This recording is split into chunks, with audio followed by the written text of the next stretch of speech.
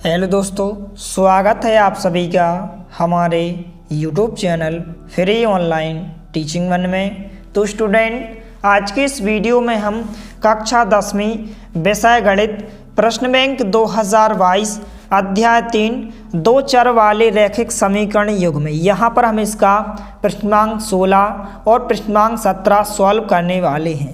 इसके पहले वाले वीडियो में हमने आपको अध्याय 3 के प्रश्नांक 1 से लेकर प्रश्नांक 15 तक के सभी प्रश्न हल सहित सॉल्यूशन के साथ उपलब्ध करा दिए हैं। यदि आपने इसके पहले वाले वीडियो को नहीं देखा है तो आप हमारे चैनल की प्लेलिस्ट या डिस्क्रिप्शन में दी गई लिंक पर जाकर आप देख सकते हैं। यहाँ पर हम इस वीडियो में प्रश्नांक 16 और प्रश्नांक 17 सॉल्व करने वाले हैं, तो वीडियो के साथ अंत तक बने रहिए। तो यहाँ पर दोनों ही प्रश्न बहुत ही महत्वपूर्ण हैं, इसलिए आपको ध्यानपूर्वक अच्छे से समझना है। तो यहाँ पर प्रश्नांक 16 है, एक क्रिकेट टीम के कोच ने 7 बल्ले तथा 6 गेंदें 3,800 रुपये में खरीदी।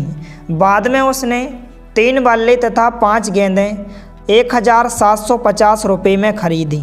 तो यहाँ पर प्रत्येक बल्ले और प्रत्येक गेंद का मूल्य ज्ञात कीजिए। तो यहाँ पर हमें प्रत्येक का अर्थ यहाँ पर क्या होता है कि हर एक अर्थात एक बल्ले और एक गेंद का मूल्य यहाँ पर हमें ज्ञात करना है। तो यहाँ पर सबसे पहले हम लिखेंगे हल। माना एक बल्ले का मूल्य x रुपये हम मानेंगे और एक गेंद का मूल्य हम y रुपये मानेंगे। माना एक बल्ले का मूल्य x रुपये है तथा एक गेंद का मूल्य y रुपये है। तो सबसे पहले आपको इस प्रकार से लिख लेना है कि यहाँ पर हमने एक बल्ले के मूल्य को यहाँ पर x रुपये माना है तथा एक गेंद के मूल्य को हमने y रुपये माना है। इसके बाद हम प्रश्न के अनुसार दो समीकरणों को बनाएंगे और उन दो समीकरणों को हम किसी भी विधि से सॉल्व करेंगे। तो इस प्रकार से आपके x और y के मान आ जाएंगे, अर्थात एक बल्ले और एक गेंद का मूल्य हम आसानी से ज्ञात कर सकते हैं। तो यहाँ पर हम लिखेंगे प्रश्नानुसार। प्रश्न के अनुसार हम दो समीकरणों को बनाएंगे। तो यहाँ पर आप देख सकते हैं क्वेश्चन में दिया गया है। तो यहाँ पर क्वेश्चन में दिया गया है कि एक क्रिकेट टीम के कोच ने 7 बल्ले तथा 6 गेंदें 3,800 रुपये में खरीदी। तो यहाँ पर चूँकि यहाँ पर हमने एक बल्ले का मूल्य x रुपये माना है, तो 7 बल्ले का मूल्य कितना हो जाएगा, 7x हो जाएगा। इसके बाद हम प्लस चिन्ह लगाएंगे। इसके बाद यहाँ पर 6 गेंदों का मूल्य कितना होगा, चूँकि क्वेश्चन में हमने एक गेंद का मूल्य y रुपये माना है, तो 6 गेंद का मूल्य कितना हो जाएगा, यहाँ पर 6y हो जाएगा। तो यहाँ पर हम 6y लिखेंगे। अब इसके बाद इन दोनों का मूल्य कितना दिया गया है, 3,800 रुपये दिया गया है। तो यहाँ पर हम प्लस का चिन्ह लगाएंगे और बराबर में हम 3,800 लिखेंगे। तो यहाँ पर हमने 3,800 लिखा है। यहाँ पर हम इसको समीकरण नंबर 1 नाम दे सकते हैं। इसके बाद आगे क्वेश्चन में बताया गया है कि बाद में उसने 3 बल्ले तथा 5 गेंदें कितने में खरीदे, 1,750 रुपये में खरीदी।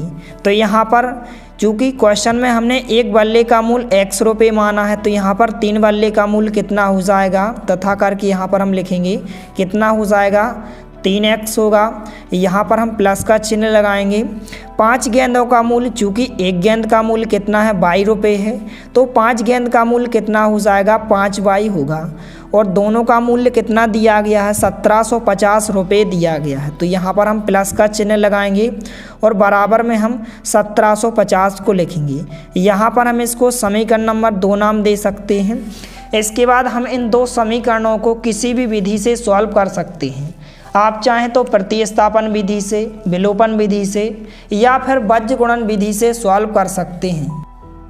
तो यहाँ पर यदि हम इन दो समीकरणों को प्रतिस्थापन विधि से सॉल्व करें, तो प्रतिस्थापन विधि में क्या होता है कि समीकरण 1 या समीकरण 2 से हम x या y के मान को निकालते हैं। और यदि आप समीकरण 1 से x या y के मान को निकालें तो आप समीकरण 2 में रखेंगे। यदि आप समीकरण 2 से x या y के मान को निकालते हैं तो आप समीकरण 1 में रखते हैं। तो यहाँ पर हम यदि समीकरण 1 से x का मान निकालें तो यहाँ पर हम लिखेंगे समीकरण 1 से। तो सबसे पहले हम समीकरण 1 को लिख लेते हैं। तो यहाँ पर समीकरण 1 क्या है, 7x + 6y = 3,800। अब यहाँ से आप चाहें तो x का मान भी निकाल सकते हैं या फिर y का मान भी निकाल सकते हैं। जैसा कि यदि यहाँ से हम x का मान निकालें तो 7x को हम जाकिता लिखेंगे, यहाँ पर हम 3800 को भी जाकिता लिखेंगे। यहाँ पर यदि हम प्लस 6y का पक्षांतर इस तरफ कर दें तो जो प्लस का 6y है इस तरफ आएगा तो माइनस का 6y हो जाएगा। अब इसके बाद जो गुणा की संख्या होती है वह बटे में आ जाती है। तो यहाँ पर यदि हम x का मान निकालें तो जो गुणा में 7 हैं यह कहाँ पहुँच जाएंगे, बटे में आ जाएंगे। तो यहाँ पर 3800 माइनस 6y को हमने जाकिता लिखा, बटे में यहाँ पर 7 आ जाएंगे। इसको हम समीकरण नंबर 3 नाम दे दें यदि। अब इसके बाद यहाँ पर हमने समीकरण 1 से x का मान निकाला है तो हम इसको समीकरण 2 में रखेंगे, और यदि हमने x का मान समीकरण 2 से निकाला होता तो हम इसको समीकरण 1 में रखते, लेकिन क्वेश्चन में यहाँ पर हमने समीकरण 1 से x का मान निकाला है तो हम इसको समीकरण 2 में रखेंगे। तो यहाँ पर हम लिखेंगे x का मान समीकरण 2 में रखने पर, x का मान समीकरण 2 में रखने पर, तो यहाँ पर हम x की जगह x का मान समीकरण 2 में रखेंगे। तो सबसे पहले हम समीकरण 2 को लिख लेते हैं। तो समीकरण 2 क्या है, यहाँ पर 3x प्लस 5y बराबर 1750। तो हम इस समीकरण 2 में x की जगह x का मान 3800 माइनस 6y बटे 7 रखेंगे और इसको हम सॉल्व करेंगे। तो यहाँ पर 3 को हम जाकिता लिखेंगे, x की जगह x का मान कितना रखेंगे, यहाँ पर 3800 माइनस 6y और बटे में हम 7 को जाकिता लिखेंगे। यहाँ पर हम प्लस 5y को जाकिता लिखेंगे और बराबर में हमने 1750 को जाकिता लिखा। तो यहाँ पर हमने केवल x की जगह x का मान यहाँ पर 3800 माइनस 6y बटे 7 को रखा, प्लस 5y को हमने जाकिता लिखा और बराबर में हमने 1750 को जाकिता लिखा। अब इसके बाद हम इसको सॉल्व करेंगे। तो यहाँ पर आप देख सकते हैं 3 इंटू में है तो हम 3 का गुणा 3800 में करेंगे और 3 का गुणा हम माइनस के 6y से करेंगे। तो यहाँ पर सबसे पहले यदि हम 3 का गुणा 3800 से करें तो यहाँ पर 3 शून्यम 0 आएगा, फिर यहाँ पर 3 शून्यम 0 आएगा। 3 का गुणा 8 से होगा तो यहाँ पर 24 आएंगे, 24 के 4 आ जाएंगे, हासिल 2 आ जाएंगी। 3 का गुणा 3 से होगा तो 9 और 2 हासिल की कितनी आ जाएंगे, 11। तो यहाँ पर गुणा करने पर संख्या 11400 आ जाएगी। इसके बाद माइनस चिन्ह को हम जाकिता लगाएंगे। 3 का गुणा हम 6y से करेंगे तो यहाँ पर कितने आ जाएंगे, माइनस के 18y आ जाएंगे, बटे में हम 7 को जाकिता लिखेंगे। इसके बाद प्लस 5y को हमने जाकिता लिखा और बराबर में हमने 1750 को भी जाकिता लिखा।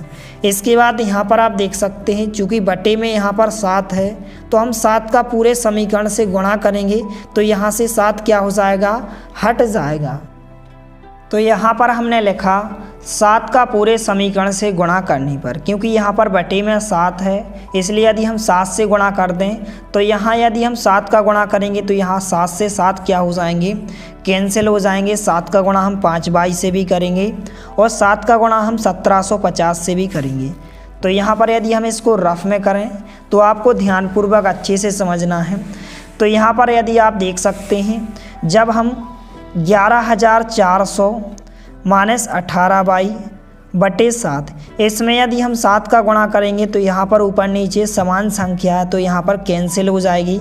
तो यहाँ पर 11400 माइनस 18y बचेगा। तो यहाँ पर हम लिखेंगे 11400 माइनस 18y, क्योंकि यहाँ पर 7 से गुणा करने पर ऊपर नीचे समान संख्या कैंसिल हो जाएगी। इसके बाद प्लस चिन्ह हमने जाकिता लगाया। 5y से भी यहाँ पर 7 का गुणा होगा तो यहाँ पर यदि हम 5y से 7 का गुणा करें तो 7 पौने यहाँ पर कितने हो जाएंगे, 35। तो कितना आ जाएगा, 35y आ जाएगा। तो यहाँ पर हम 35y लिखेंगे, बराबर का चिन्ह जाकिता। और यहाँ पर यदि हम 1750 में भी हम कितने का गुणा करेंगे, 7 का गुणा करेंगे। तो यहाँ पर यदि हम 7 का गुणा करें तो 7 शून्यम शून्य हो जाएंगे। 7 का गुणा 5 से होगा तो 35 आएंगे, 35 की यहाँ पर 5 आ जाएगा। हासिल 3 आ जाएंगी। 7 का गुणा 7 से होगा तो 49 और 3 हासिल की कितने हो जाएंगे 52, 52 की 2 आ जाएगी, हासिल 5 आ जाएंगी। 7 का गुणा 1 से होगा तो 7 एकम 7 और 5 हासिल की कितने हो जाएंगे 12 हो जाएंगे। तो इस प्रकार से कितना आ जाएगा 12,250। तो यहाँ पर हम लिखेंगे 12,250। इसके बाद हम इसको थोड़ा सा सॉल्व करेंगे। इसके बाद यहाँ पर हम 11,400 को जांकिता लिखेंगे। यहाँ पर हमने 11,400 को जांकिता लिखा। यहाँ पर आप देख सकते हैं कि माइनस के 18 वाई हैं प्लस के 35 वाई हैं। तो यहाँ पर यदि हम 35 वाई में से माइनस के 18 वाई को यहाँ पर माइनस कर दें तो यहाँ पर कितने बचेंगे, यहाँ पर प्लस के यहाँ पर 17 वाई बचेंगे, क्योंकि यहाँ पर आप देख सकते हैं प्लस की संख्या बड़ी है। तो 35 वाई में से यदि हम 18 वाई को माइनस कर दें तो यहाँ पर कितने बचेंगे, प्लस के 17 वाई बचेंगे। बराबर में हम 12,250 को जांकिता लिखेंगे। इसके बाद यहाँ पर यदि हम 17 वाई को जांकिता लिखें, बराबर का चिन्ह लगाएंगे।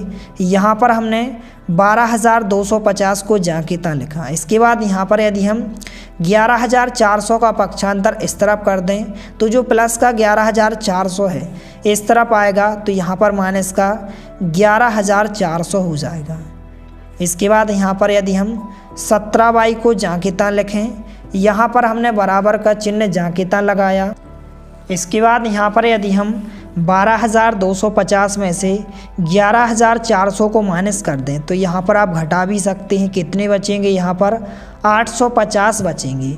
इसके बाद यहाँ से यदि हम y का मान निकालें तो जो गुणा की संख्या होती है वह बटे में आ जाती है। तो यहाँ पर y का मान कितना होगा, यहाँ पर 850 बटे कितने आ जाएंगे 17 आ जाएंगे। इसके बाद यहाँ पर यदि हम 17 से इसको कैंसिल कर दें तो यहाँ पर 17 का भाग 85 में 5 बार जाएगा तो 17.85 यहाँ पर 0 जांकिता आ जाएगा। तो यहाँ पर y का मान कितना हो जाएगा 50 हो जाएगा। अब इस y के मान को आप समीकरण 1, समीकरण 2, समीकरण 3 इन तीनों समीकरणों में से आप किसी भी समीकरण में रख सकते हैं। तो यहाँ पर यदि हम y के मान को यहाँ पर समीकरण 3 में रखें और इसको हम सॉल्व करेंगे तो यहाँ पर हमने लिखा y का मान समीकरण 3 में रखने पर आप चाहें तो तीनों समीकरणों में से किसी भी समीकरण में y का मान रख सकते हैं। तो सबसे पहले हम समीकरण 3 को लिख लेते हैं। तो समीकरण 3 दिया गया है x बराबर 3,800 माइनस 6y बटे 7। तो यहाँ पर हम इस समीकरण में y की जगह y का मान 50 रखेंगे और इसको हम सॉल्व करेंगे। तो यहाँ पर हमने x को जांकिता लिखा, बराबर का चिन्ह जांकिता। यहाँ पर हम 3800 को जांकिता लिखेंगे, माइनस चिन्ह जांकिता। यहाँ पर हम 6 को भी जांकिता लिखेंगे। y की जगह y का मान कितना रखेंगे 50 रखेंगे। तो यहाँ पर हमने इंटू में 50 को लिखा। यहाँ पर बटे में हम 7 को जांकिता लिखेंगे। तो यहाँ पर x को हमने जांकिता लिखा, बराबर का चिन्ह जांकिता। यहाँ पर 3800 को हम जांकिता लिखेंगे। यहाँ पर यदि हम 6 का गुणा 50 से करें तो यहाँ पर 6 शून्य शून्य होगा। 6 का गुणा 5 से होगा तो 6 पंचे यहाँ पर 30 हो जाएंगे। तो इस प्रकार से गुणा करने पर कितना आएगा 300 आएगा। बटे में हम 7 को जांकिता लिखेंगे। इसके बाद यहाँ पर यदि हम 3800 में से 300 को माइनस कर दें तो यहाँ पर कितने बचेंगे, यहाँ पर 3,500 बचेंगे और बटे में हम 7 को जांकिता लिखेंगे। इसके बाद यहाँ पर यदि हम इसको 7 से कैंसिल कर दें तो यहाँ पर 7 का भाग 35 में कितनी बार जाएगा 5 बार जाएगा और 2 जीरो को हम जांकिता लिखेंगे। तो इस प्रकार से x का मान क्या हो जाएगा 500 हो जाएगा। क्योंकि क्वेश्चन में हमने एक बल्ले का मूल्य x रुपये माना था तो यहाँ पर x का मान कितना हो जाएगा, अर्थात एक बल्ले का मूल्य कितना हो जाएगा 500 रुपये होगा। और जो यहाँ पर हमने एक गेंद का मूल्य 22 रुपये माना था तो यहाँ पर गेंद का मूल्य कितना हो जाएगा 50 रुपये हो जाएगा। तो यही आपका आंसर हो जाएगा। तो इस प्रकार से आप लास्ट में लिख भी सकते हैं। तो यहाँ पर हमने लिखा, अतः एक बल्ले का मूल्य x बराबर जो हमने माना था कितना हो जाएगा 500 रुपये होगा, तथा गेंद का मूल्य हमने 22 रुपये माना था तो यहाँ पर y का मान कितना हो जाएगा, अर्थात गेंद का मूल्य कितना होगा 50 रुपये होगा। इस प्रकार से आपका ये आंसर हो जाएगा। तो इस प्रकार से इस क्वेश्चन को आपको अभी से अच्छे से सॉल्व करके देख लेना है। इसके बाद नेक्स्ट क्वेश्चन है प्रश्न क्रमांक 17। 2 अंकों की एक संख्या एवं उसके अंकों को उलटने पर बनी संख्या का योग 66 है। यदि संख्या के अंकों का अंतर 2 हो तो संख्या ज्ञात कीजिए। ऐसी संख्या कितनी है? तो यहाँ पर जो 2 अंकों की संख्या जो बनी होती है वह इकाई और दहाई से मिलकर बनी होती है। तो यहाँ पर हम लिखेंगे हल, माना दहाई का अंक x है तथा इकाई का अंक y है। तो इस प्रकार से आप कोई भी संख्या के बराबर मान सकते हैं। तो यहाँ पर हमने लिखा हल, माना दहाई का अंक x तथा इकाई का अंक y है। तो आपको पता होना चाहिए कि 2 अंकों की संख्या में दहाई का अंक क्या होता है और इकाई का अंक क्या होता है। तो यदि हम इसको थोड़ा सा रफ में समझ लें तो यहाँ पर हमने संख्या 75 को लिया। तो इसमें जो इकाई का अंक होता है यहाँ पर पीछे की संख्या होती है, अर्थात दाएं तरफ की संख्या इकाई का अंक होता है। तो यहाँ पर इकाई का अंक क्या हो जाएगा 5 हो जाएगा और दहाई का अंक क्या हो जाएगा यहाँ पर 7 हो जाएगा। तो यहाँ पर हम दहाई का अंक कितना लिखेंगे 7 लिखेंगे। तो यहाँ पर यदि हमें संख्या को ज्ञात करना है तो यहाँ पर यदि हम दहाई में 10 का गुणा करें तो 10 और यहाँ पर दहाई का अंक 7 है तो यहाँ पर 7 आ जाएगा। और यदि हम इकाई के अंक को जोड़ दें तो इकाई का अंक यहाँ पर कितना है 5 है। तो इस प्रकार से 10 का गुणा 7 में करेंगे तो 70 आ जाएंगे, प्लस 5 करेंगे तो यहाँ पर कितने हो जाएंगे 75 हो जाएंगे। तो इस प्रकार से बनी संख्या हम आसानी से ज्ञात कर सकते हैं।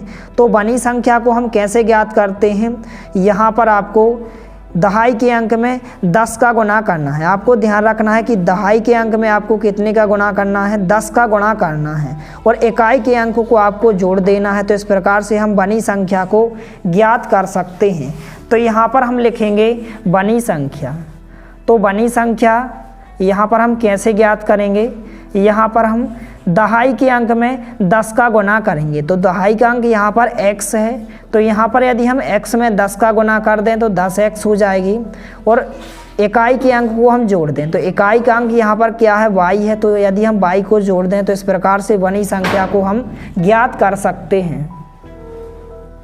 इसके बाद यहाँ पर हम उलटने पर बनी संख्या को हम कैसे ज्ञात कर सकते हैं। तो यहाँ पर हमें अंकों को उलटना है, अर्थात x की जगह क्या आ जाएगा y आ जाएगा और y की जगह x आ जाएगा। अर्थात इकाई की जगह दहाई का अंक आ जाएगा और दहाई के अंक की जगह इकाई का अंक आ जाएगा। तो यहाँ पर 10 को हम जांघिता लिखेंगे, x की जगह y आ जाएगा तो यहाँ पर हम y लिखेंगे, प्लस का चिन्ह लगाएंगे और y की जगह हम x को लिखेंगे। तो इस प्रकार से हम उलटने पर बनी संख्या को ज्ञात कर सकते हैं। इसके बाद यहाँ पर हम प्रश्न के अनुसार क्वेश्चंस को सॉल्व करेंगे। तो यहाँ पर हमने लिखा प्रश्न अनुसार। तो क्वेश्चन में बताया गया है कि 2 अंकों की एक बनी संख्या एवं उसके अंकों को उलटने पर बनी संख्या का योग कितना दिया गया है 66 दिया गया है। तो यहाँ पर बनी संख्या कितनी है 10x प्लस y है और यहाँ पर उलटने पर बनी संख्या कितनी है यहाँ पर 10y प्लस x है। तो इनका हम क्या करेंगे योग करेंगे, अर्थात प्लस का चिन्ह लगाएंगे। तो यहाँ पर हमने लिखा 10y प्लस x बराबर इनका योग कितना दिया गया है यहाँ पर 66 दिया गया है। तो यहाँ पर हम 66 लिखेंगे, इसको हम सॉल्व करेंगे तो यहाँ से आपका एक समीकरण आ जाएगा। तो यहाँ पर यदि हम ब्रैकेट को हटा दें तो यहाँ पर 10x प्लस y यहाँ पर प्लस चिन्ह आएगा, यहाँ पर 10y प्लस x आ जाएगा, बराबर में हम 66 को जांघिता लिखेंगे। इसके बाद यहाँ पर 10x और 1x जोड़ने पर कितने हो जाएंगे 11x हो जाएंगे।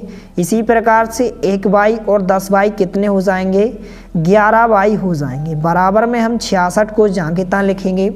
इसके बाद यहाँ पर आप देख सकते हैं कि यहाँ पर 11 हैं, यहाँ पर 11 हैं। तो यहाँ पर यदि हम इन दोनों पदों में से 11 को कॉमन ले लें तो यहाँ पर क्या बचेगा x बचेगा प्लस चिन्ह और यहाँ पर y बचेगा, बराबर में हम 66 को जांघिता लिखेंगे। इसके बाद जो गुणा की संख्या होती है वह बटे में आ जाती है। तो x प्लस वाई बराबर यहाँ पर 66 के बटे संख्या 11 आ जाएगी। यदि हम 11 से इसको कैंसिल कर दें तो x प्लस वाई बराबर यहाँ पर 11 का भाग 66 में करेंगे कितनी बार जाएगा 6 बार जाएगा। अब इसको हम समीकरण नंबर 1 नाम दे सकते हैं। इसके बाद आगे क्वेश्चन दिया गया है, यदि संख्या के अंकों का अंतर कितना हो 2 हो। तो यहाँ पर संख्या के अंकों को हमने इस प्रकार से माना है, इकाई के अंक को हमने y माना है और दहाई के अंक को हमने x माना है। तो यहाँ पर क्वेश्चन में बताया नहीं गया है कि आप दहाई के अंक में से इकाई के अंक को घटाएं या इकाई के अंक में से आप दहाई के अंक को घटाएं। तो यहाँ पर हम दोनों तरीक़ों से यहाँ पर समीकरण बना सकते हैं। आप चाहे तो दहाई के अंक में से इकाई के अंक को घटा सकते हैं, तो यहाँ पर हम x माइनस वाई बराबर 2 भी लिख सकते हैं, या फिर हम इकाई के अंक में से दहाई के अंक को घटा दें, अर्थात y माइनस एक्स बराबर 2। तो इस प्रकार से आपके 2 समीकरण बनेंगे। तो यहाँ पर हमने लिखा x माइनस वाई बराबर 2, इसको हमने समीकरण नंबर 2 माना। इसको हम इस प्रकार से भी लिख सकते हैं y माइनस एक्स बराबर 2, यहाँ पर हमने समीकरण नंबर 3 को माना। तो हम एक बार समीकरण 1 और समीकरण 2 को सॉल्व करेंगे और एक बार हम समीकरण 1 और समीकरण 3 को सॉल्व करेंगे। तो सबसे पहले हम समीकरण 1 और 2 को सॉल्व करते हैं। तो सबसे पहले हम दोनों समीकरणों को एक साथ लिख लेते हैं। तो यहाँ पर हम लिखेंगे समीकरण 1 व 2 से, समीकरण 1 व 2 से। तो यहाँ पर समीकरण 1 क्या है, x प्लस वाई बराबर 6, और यहाँ पर दूसरा समीकरण x माइनस वाई बराबर 2 है।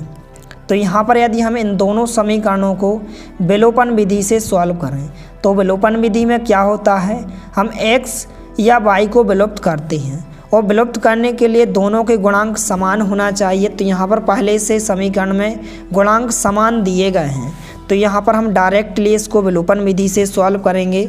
तो यहाँ पर यदि हम इनको घटा दें, तो यहाँ पर हम लिखेंगे घटाने पर, आप चाहें तो जोड़ भी सकते हैं, क्योंकि यहाँ पर x और y दोनों के गुणांक समान दिए गए हैं। तो यहाँ पर यदि हम घटाते हैं तो जो यहाँ पर नीचे का समीकरण होता है उसके चिन्ह बदल जाते हैं, प्लस की जगह माइनस हो जाता है, माइनस की जगह प्लस हो जाता है और प्लस की जगह माइनस हो जाता है।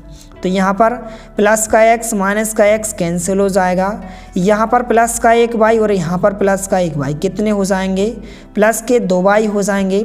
बराबर का चिन्ह जहाँ के तहाँ, यहाँ पर प्लस के 6 हैं, यहाँ पर माइनस के 2 हैं। तो यहाँ पर यदि हम माइनस कर दें तो यहाँ पर कितने बचेंगे, प्लस के 4 बचेंगे। अब इसके बाद यहाँ से यदि हम y का मान निकालें तो यहाँ पर कितना हो जाएगा, जो यहाँ पर 2 गुणा में है तो यहाँ पर बटे में आ जाएगी संख्या। तो y बराबर कितना हो जाएगा, 2 का यदि हम भाग 4 में करें, अर्थात 2 से यदि हम 4 को कैंसिल करें तो 2 दूनी 4 हो जाएंगे। तो y का मान कितना हो जाएगा, 2 हो जाएगा। अब इसके बाद y के मान को आप इन 2 समीकरणों में से किसी भी समीकरण में रख सकते हैं। तो यहाँ पर हमने लिखा y का मान समीकरण 1 में रखने पर, आप चाहें तो समीकरण 2 में भी रख सकते हैं।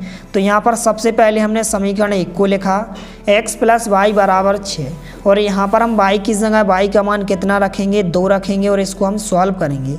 तो यहाँ पर हमने x को जहाँ की तहाँ लिखा, y की जगह y का मान हम 2 रखेंगे, बराबर में 6 को हमने जहाँ की तहाँ लिखा। अब इसके बाद यहाँ से यदि हमें x का मान निकालें तो जो प्लस का 2 है इस तरफ आएगा तो माइनस का 2 हो जाएगा। अब इसके बाद यहाँ पर यदि हम 6 में से 2 को माइनस कर दें तो कितनी बचेंगे, 4 बचेंगे। तो यहाँ पर x का मान कितना हो जाएगा, 4 हो जाएगा।